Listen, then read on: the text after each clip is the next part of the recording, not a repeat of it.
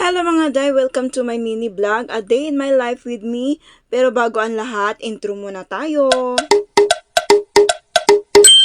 Ito na nga, dahil sinipag ako today, papalitan ko ng marble wallpaper tong kitchen namin. Dahil yung kita nyo naman yung tiles namin, bitak-bitak na, ang pangit ninyo talaga tingnan. Sobrang tagal na kasi nito at naghahanap na siya ng bago. Pero nga, wala pa kaming budget, kaya ito muna pagtsatsagaan namin. At dito, inumpisahan ko na paghahakot ng mga gamit namin sa kusina. Dahil paano ko naman kasi idikit yung wallpaper kung andyan ang mga gamit namin. Diyos ko po, tingnan nyo ng itsura ko dyan, ang haggard ko day. Maliit lang kasi yung space ng kusina namin. Kasya lang yung pandalawang tao. Umakyat pa nga ako dyan sa taas dahil yung ibang gamit namin na hindi masyadong nagagamit, ilalagay ko sa taas. Para naman makasave ng space dahil ang liit lang talaga ng kusina namin, may pasayaw-sayaw pa nga ako dyan. At dito nga naisipan ko pang isuot yung waist trainer ko dahil kitang-kita sa kamera yung bloated ng tiyan ko. Grabe naman kasi ang pagtaba mo, day. Ang sarap naman kasi kumain, di ba? Kapag ang jowa ay masarap mag-alaga, tataba. At dito nga pinunasan ko na, ngayon ko lang na-realize na ang dumi pala ng ilalim ng microwave namin. Nilagyan ko pa nga ng sabon ng sponge, kinuskus ko pa para malinis. Diyos ko po dolor, hindi ko akalain ng ganito pala kadumi.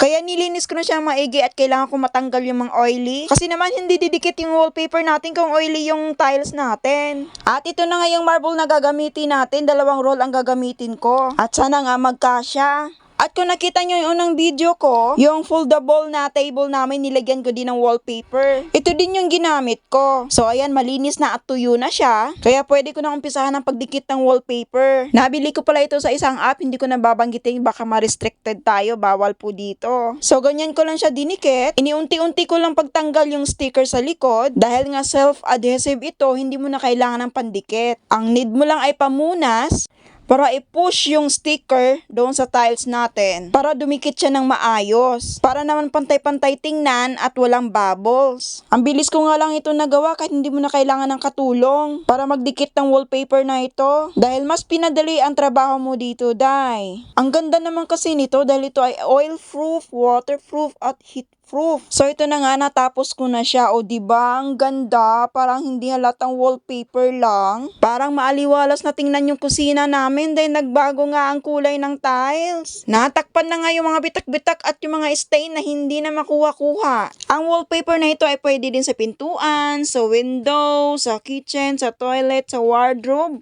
Maganda ito gamitin. Dahil naman kasi ang material nito ay PVC.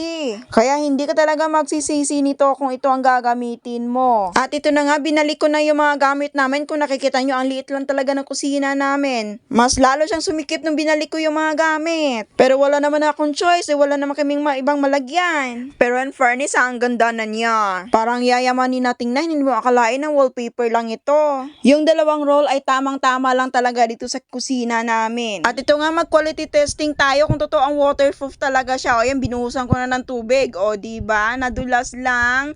Kung pupunasan mo, dry na agad. At syempre, i-heat-proof testing din natin kung totoo ba talaga. At ayan nga, nagsindi ako ng kandila at nilapit ko talaga sa wallpaper para malaman kung matutunaw ba siya o hindi. At pinatuyo ko ngayon natunaw na kandila bago kuskusin para makita kung may bakas ba talaga ng kandila. At ngayon pupunasan ko na. O diba, wala mang lang bakas. Totoo ngang heat-proof siya, day. Kaya kung gusto mong pagandahin ang kusina mo pero wala kang budget, ito na lang, day. Pwede na. At kung gusto mong bumili nito, ilalagay ko sa comment section yung link kung saan ko ito nabili.